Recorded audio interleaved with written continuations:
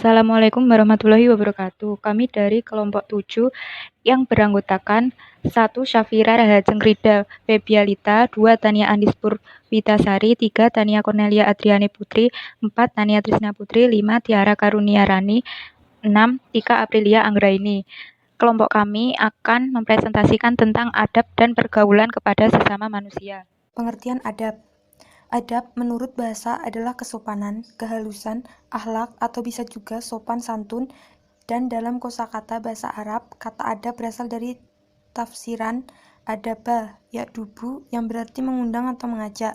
Sedangkan menurut istilah, adab berarti norma atau perilaku sopan santun kepada orang lain, terutama kepada orang yang lebih tua agar pergaulan sesama manusia tetap terjaga dan harmonis yang didasarkan atas aturan agama, terutama agama Islam. Macam-macam adab. Yang pertama adalah adab kepada orang tua. Orang tua adalah orang yang melahirkan, merawat, membesarkan, dan mendidik kita sejak masih di dalam kandungan hingga dewasa. Islam merupakan agama yang sempurna, sehingga setiap ajaran yang ada dalam Islam memiliki dasar pemikiran. Begitu pula dengan pendidikan akhlak anak terhadap kedua orang tua dan gurunya. Bukti utama bahwa berbakti kepada orang tua merupakan salah satu ajaran Islam yang paling tinggi setelah iman kepada Allah Subhanahu wa taala adalah firman Allah Subhanahu wa taala sebagai berikut. Surat Al-Isra ayat 23 sampai 24. وَقَضَى رَبُّكَ أَلَّا تَعْبُدُوا إِلَّا إِيَّاهُ وَبِالْوَالِدَيْنِ إِحْسَانًا إِمَّا يَبْلُغَنَّ عِندَكَ الْكِبَرَ أَحَدُهُمَا أَوْ كِلَاهُمَا فَلَا تَقُل لَّهُمَا أُفٍّ وَلَا تَنْهَرْهُمَا وَقُل لَّهُمَا قَوْلًا كَرِيمًا وَاخْفِضْ لَهُمَا جَنَاحَ الذُّلِّ مِنَ الرَّحْمَةِ وَقُل رَّبِّ ارْحَمْهُمَا كَمَا رَبَّيَانِي صَغِيرًا. Artinya, dan Tuhanmu telah memerintahkan agar kamu jangan menyembah selain Dia, dan hendaklah berbuat baik kepada ibu bapak. Jika salah seorang di antara kedua-duanya sampai berusia lanjut dalam pemeliharaanmu, maka sekali-sekali janganlah engkau mengatakan kepada perkataan "ah", dan janganlah engkau membentak keduanya, dan ucapkanlah kepada keduanya perkataan yang baik, dan rendahkanlah dirimu terhadap keduanya dengan penuh kasih sayang, dan ucapkanlah, "Wahai Tuhanku, sayangilah keduanya sebagaimana mereka berdua telah mendidik aku pada waktu kecil." Adab anak kepada orang tua menurut Imam Al-Ghazali. Yang pertama, mendengarkan kata-kata orang tua. Yang kedua, berdiri ketika mereka berdiri. Ketiga, mematuhi perintah orang tua. Keempat, memenuhi panggilan orang tua. Kelima, merendah dengan penuh sayang dan tidak menyusahkan. Keenam, tidak mudah merasa capek dalam berbuat baik kepada orang tua. Yang ketujuh, tidak memandang dengan rasa curiga. Yang kedua adalah adab kepada guru. Guru adalah orang tua kedua yang telah berjasa dalam mendidik pada jalur lembaga pendidikan baik formal maupun non-formal. Maka dari itu, seorang murid harus selalu menghormati, menghargai, dan menjunjung tinggi seseorang yang mampu menjadi sumber ilmu tersebut. Adapun dalil tentang adab kepada seorang guru, yang pertama adalah Quran Surat Al-Kahfi ayat 109. قل لو كان البحر مدادا لكلمات ربي لنفد البحر قبل أن تنفد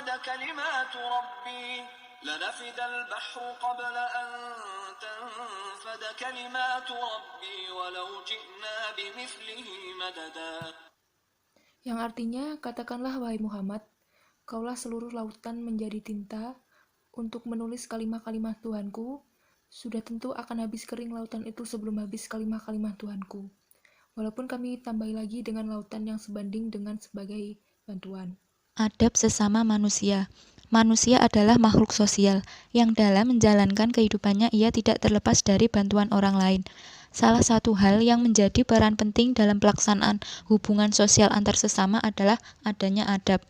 Islam mengajarkan umatnya adab dan tata krama kepada sesama manusia, demi terciptanya keharmonisan dan hubungan yang baik di antara mereka.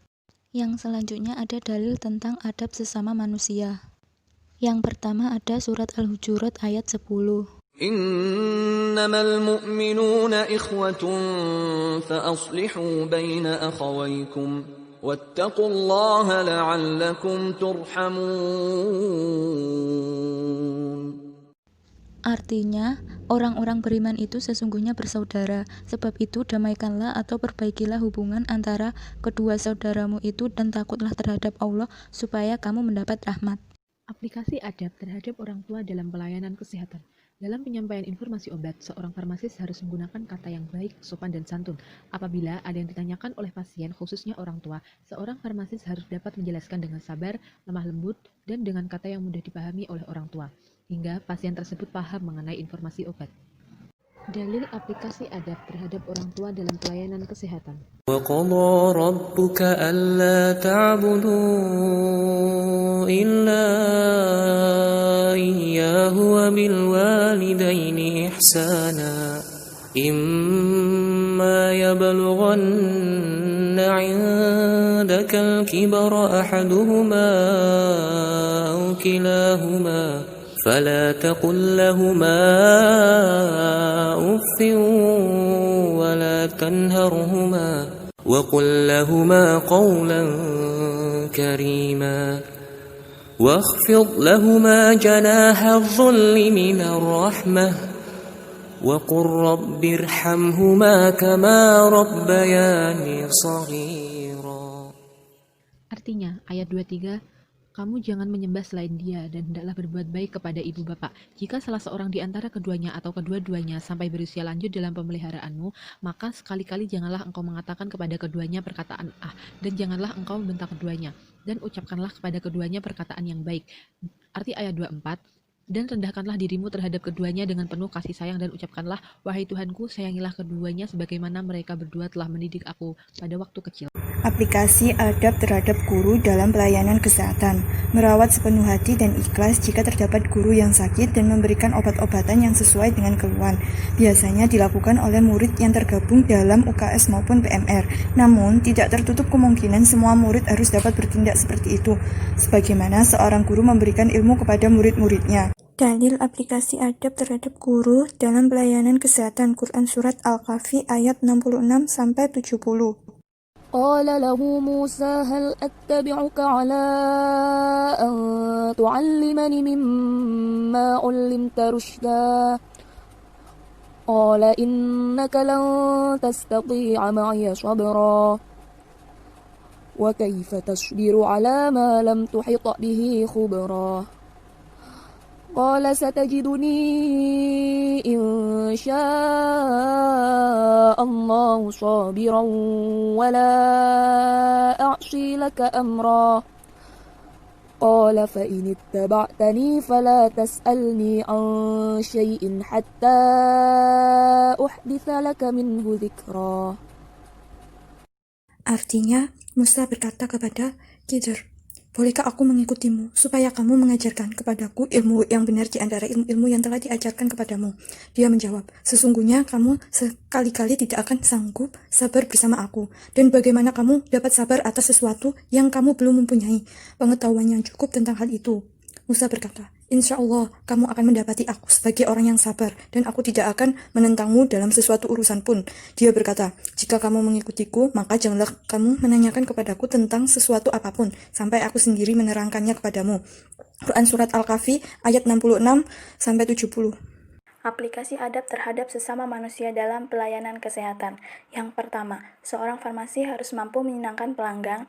Yang dimaksud di sini adalah dengan menanggapi dengan senyuman dan ramah terhadap pelanggan yang bertanya kepada seorang farmasi tersebut. Yang kedua, seorang farmasi memiliki keinginan yang kuat dari dalam dirinya untuk membantu dan menyukai pelanggan. Maksudnya di sini adalah seorang farmasi tidak boleh memilih-milih pelanggan yang ia sukai dan tidak ia sukai. Contohnya dari pandangan fisik, keuangan, serta penampilan dari pelanggan tersebut. Yang ketiga, seorang farmasi harus menghargai dan menghormati pelanggan, entah itu muda, tua, atau sepantarannya, dia tetap harus menghargai seorang pelanggan tersebut. Yang keempat, seorang farmasi harus memiliki rasa tanggung jawab terhadap pekerjaan dan perkataannya terhadap pelanggannya. Di sini, seorang farmasi harus bertanggung jawab jika ia salah mendosis atau salah mengasih obat terhadap pelanggan tersebut. Dia harus bertanggung jawab dengan apa yang dia kerjakan dan apa yang dia katakan terhadap pelanggan. Yang kelima, seorang farmasi harus memiliki jalan pemikiran yang terarah dan terorganisasi. Berikut adalah dalil aplikasi adab terhadap sesama manusia dalam pelayanan kesehatan. Sabda Rasulullah SAW dalam suatu hadis yang berbunyi, artinya, mukmin yang kuat lebih baik dan lebih dicintai Allah daripada mukmin yang lemah.